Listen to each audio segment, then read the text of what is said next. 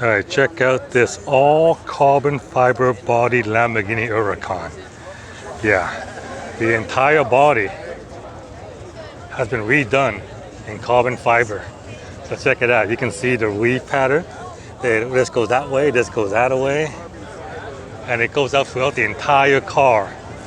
You know, like every panel has been replaced, except for the mirrors. Unusual why he didn't replace the mirror in carbon fiber as well, but maybe he'll get to that.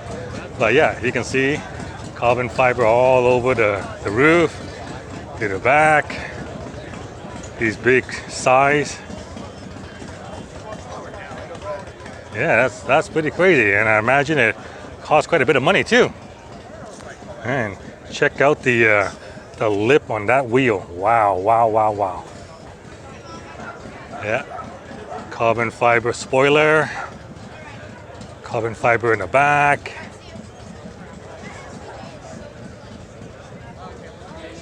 Yeah, and then right next to it is an all carbon fiber McLaren. Wow, same thing. Carbon fiber spoiler. There you go. That's the owner, I guess. Yeah, the entire body has been replaced. Exposed carbon fiber everywhere, and of course he got the carbon fiber mirrors.